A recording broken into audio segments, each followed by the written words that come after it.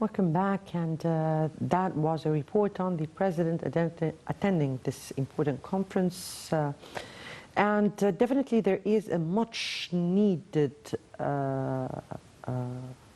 urgency for extending this truce to be a permanent ceasefire leading to or leading to the opportunity of returning to the stalemate in the peace negotiations that has never been able to restart due to circumstances, but now it has become a must. The two-state solution built on the Arab Initiative, of course, and that was the only way towards a lasting peace according to all circumstances. The two-state solution, an independent Palestinian state beside an Israeli one with East Jerusalem as the capital and the 1967 borders. And to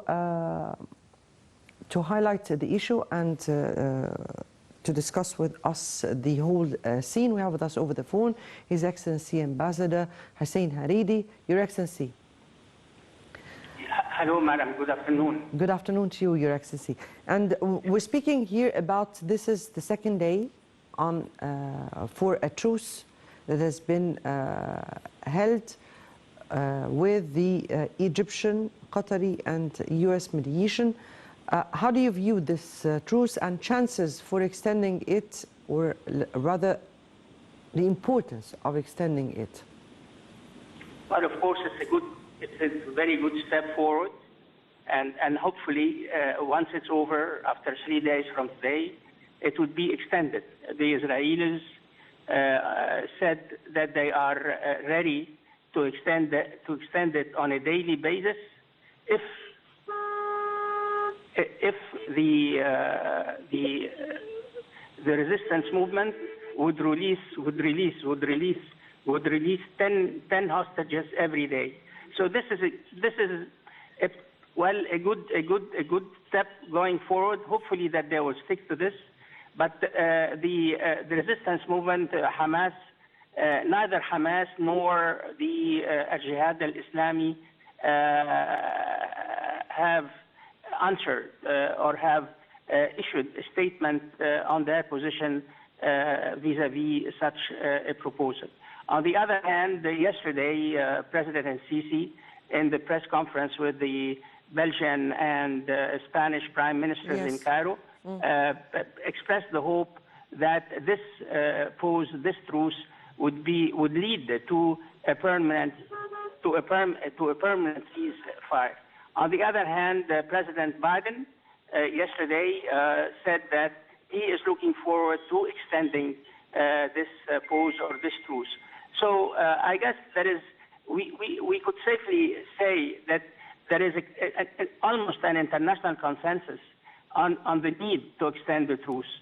So, but the Israelis said that once the truce is over, they are going to resume their attacks on Gaza.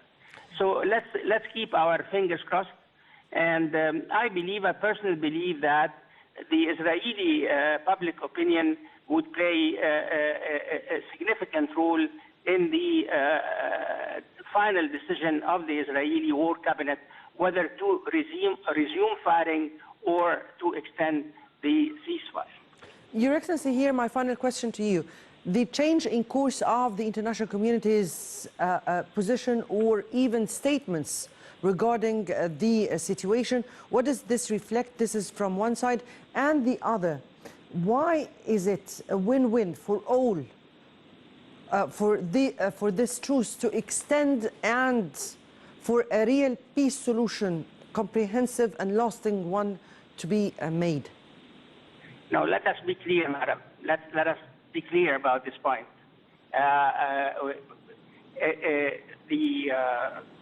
The solution, the political solution of the Palestinian question is something.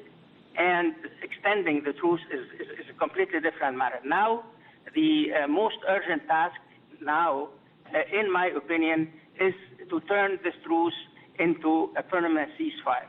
And having done that, we start talking or discussing about the transitional period. For instance, who would govern the Gaza Strip once the guns would fall silent? As far as the ultimate political solution, that's a completely different case, madam. Definitely. Yes. And yesterday, President Sisi made it clear, and this is a new Egyptian position. Yesterday, the Egyptian president made clear that the process, the former process of working towards the two-state solution has proved ineffective during the last 3 decades, and we need to work out a new process that would indeed lead to the establishment of an independent Palestinian state. Indeed. The changing course of the international community's statements, or at least we're seeing a U.S. change in statements from the U.S. President. What does this reflect? Well, I guess the American administration generally and President Biden especially are ready now to call for a ceasefire. Of course, the human cost and the political cost and the strategic cost of Israel resuming its war against the Gaza Strip is a cost that the United States has come to realize that it's about time to bring this war to an end. So I believe that now the Americans are trying to formulate a new position, and maybe in the next few weeks they would call for a ceasefire. Yes, hopefully, Your Excellency, Ambassador Hussein Harridy, former Assistant Foreign Minister, thank you so much for being with us and for your input here. And now we move to our second report, and we'll come back for more discussion.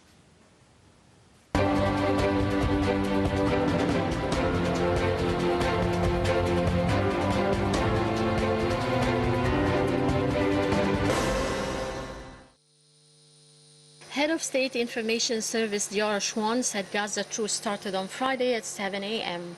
Shwan said Egypt had received a list of hostages from Palestinian and Israeli sides who will be freed on the first day of hostages exchange.